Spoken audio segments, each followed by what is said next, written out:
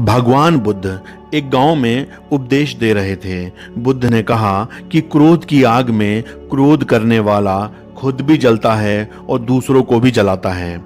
गांव के कई लोग महात्मा बुद्ध के उपदेश बहुत ध्यान से सुन रहे थे। उन्हीं लोगों में एक बहुत क्रोधी व्यक्ति भी बैठा था।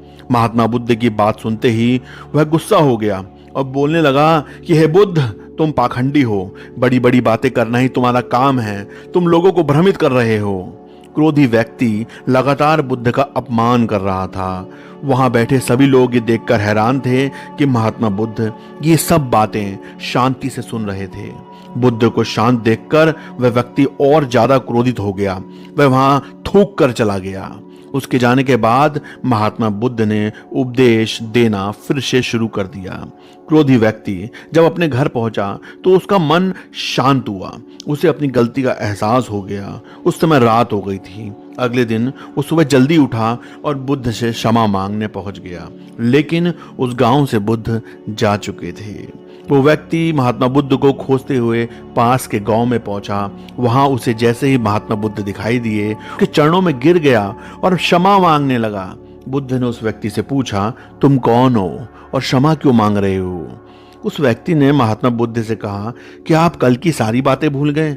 मैंने कल आपका अपमान किया था। बुद्ध ने कहा, बीता हुआ कल मैं वहीं छोड़ आया हूं। तुम अभी भी वहीं रुके हो। तुम्हें गलती पर पछतावा है। तुमने पश्चाताप कर लिया। अब तुम निष्पाप हो गए हो।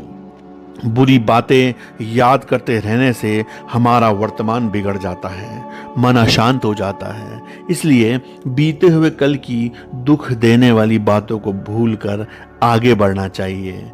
क्रोध हमारा सबसे बड़ा शत्रु है। इससे बचना चाहिए, तभी जीवन में सुख बना रहता है।